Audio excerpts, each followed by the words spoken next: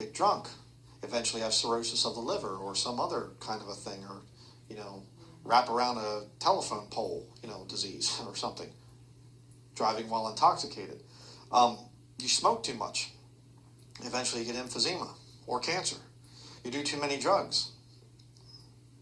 All the problems that that, has that goes along with it and everything else. You're just very promiscuous with your sexual life and whatever else.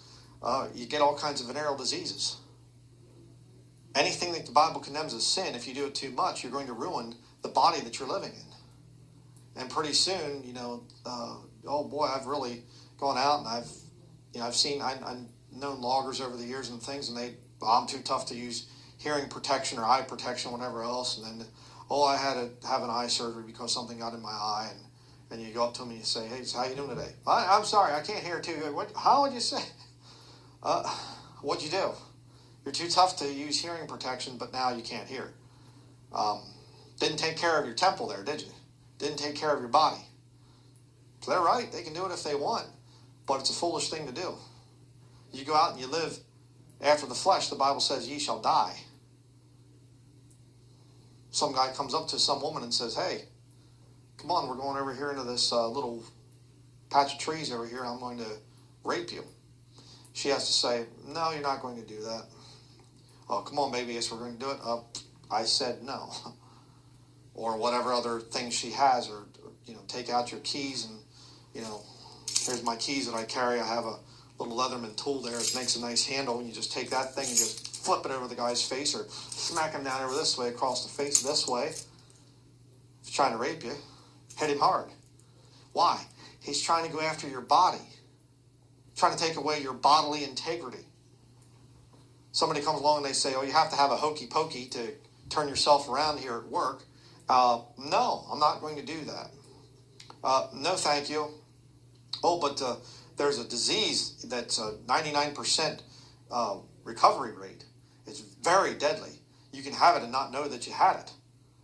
You really need to be careful here. We have to give you the hokey pokey. No, not happening. Why? Because you're trying to mess up my temple. You're trying to mess up my body. That's unacceptable. As a Christian, the Spirit of God lives within this temple. As a lost person, you still have right to your body. You know what? I can't come and say, okay, this King James Bible, you're going to accept the Lord. I'm going to grab you by your throat. I'm going to say, accept him or else I'll kill you. I can't do that. I can't forcibly convert, have my sword here or an axe or something like this.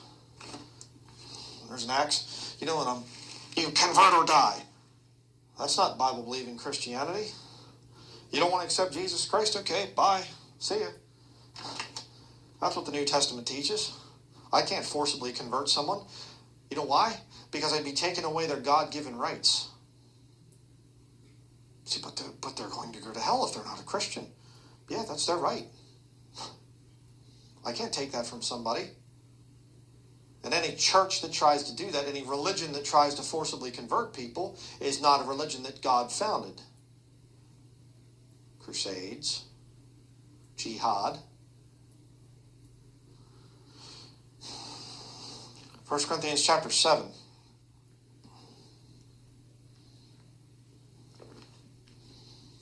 Don't blame me for what people have done to twist this book to their own political agendas. The Lord did not found organized religion. Organized religion murdered Jesus Christ. They were the ones that nailed him to the cross. 1 Corinthians chapter 7 and verse 4. The wife hath not power of her own body but the husband, and likewise also the husband hath not power of his own body but the wife. There's the one exception to the thing of nobody can tell me what to do with my body. The Bible talks about the thing there. It's talking about the marriage bed, intimacy within marriage. Okay, that's a time when you say, hey, I might not be in the mood right now, but my husband or my wife is, and so, okay. It's not a bad thing. All right? That's the one exception to the rule of somebody having power over your own body. But again, you're doing that thing out of charity, out of love for your partner, and saying, okay, hey, we can do that. All right? I wanted to put that in there just to show you that there is one exception to it. But let's go to 1 Corinthians chapter 9. But it's only your husband or your wife if you're married, by the way. It's not your doctor or the politicians or somebody in the media or whatever else, volunteer, Army Reserve coming to your front door or something like that.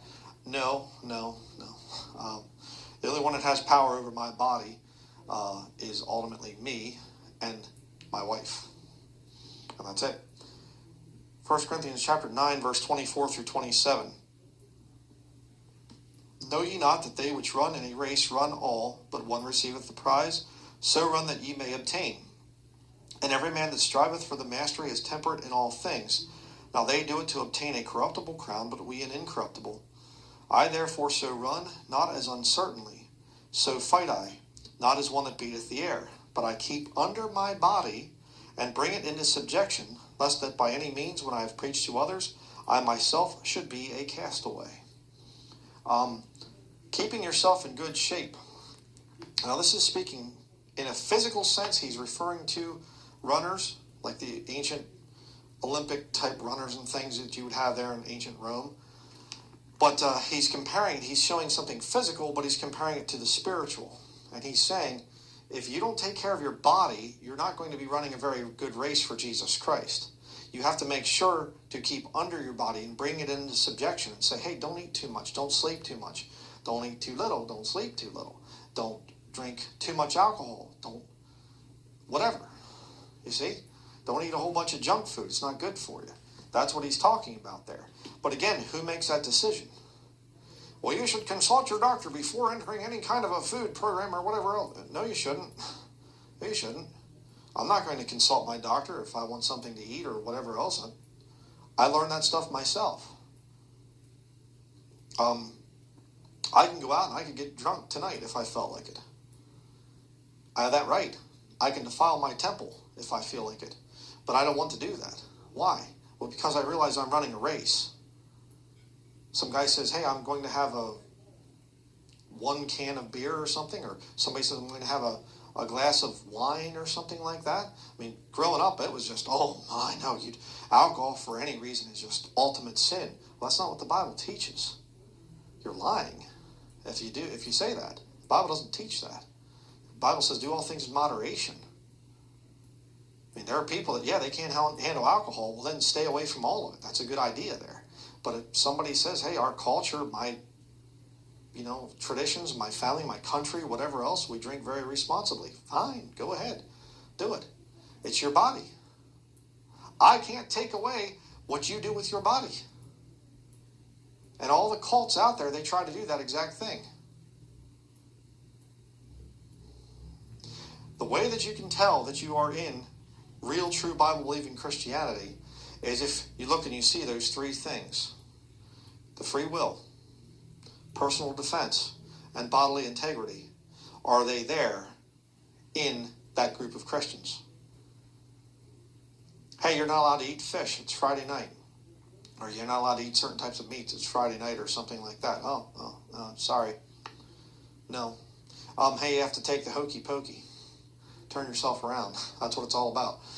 No, I'm not doing that. Hey, you have to cut yourself in certain ways here.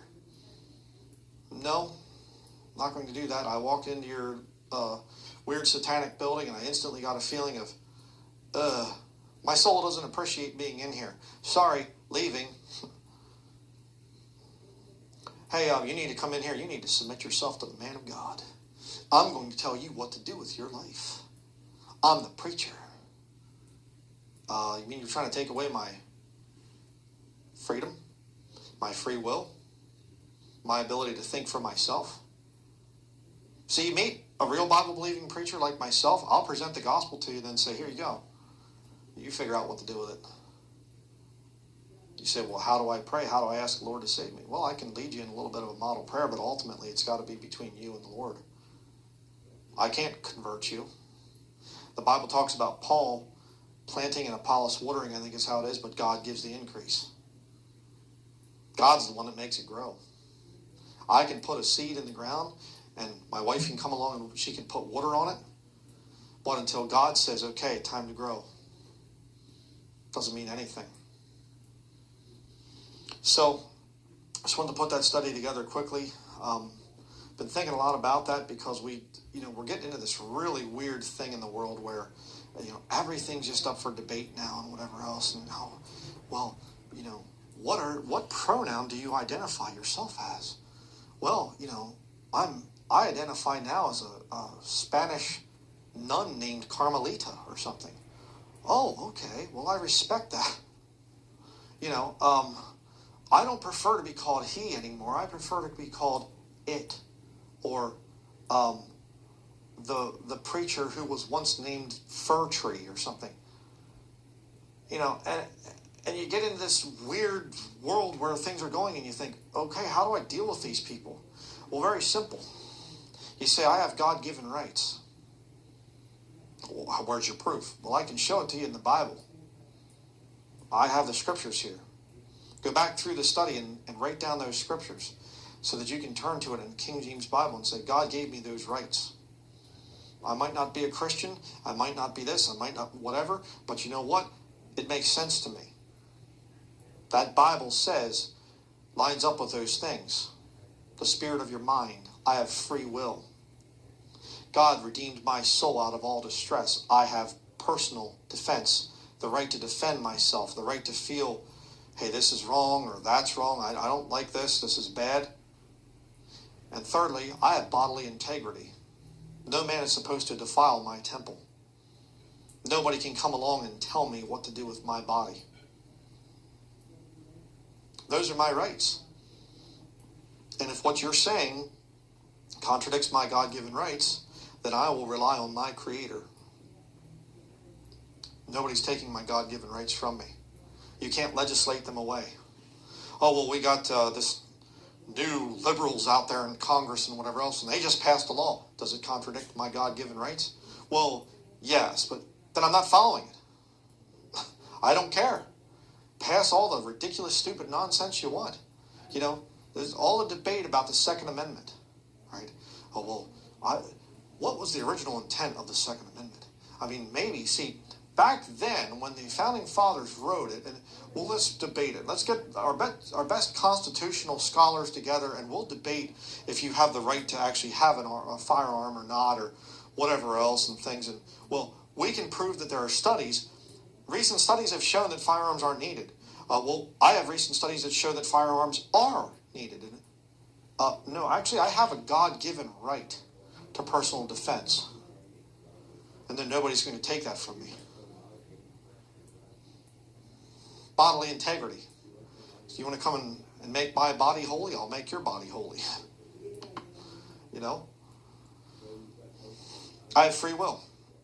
I can make up my own decision. We have to define our rights. I don't have a right to electricity. Okay? That's a privilege. I don't have a right to gasoline or diesel or groceries on the store shelves or whatever. All that stuff can be taken away. I can't do anything about it. But you can't take away my God-given rights. Period.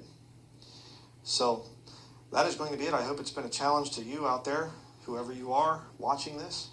Like I said, if you really want the scriptures for it, go back through, write them down. Get a King James Bible. You can get them at a dollar store. They're not that expensive. I mean, this is a Cambridge one I've had for so many years now. Probably, I would say at least 20 years.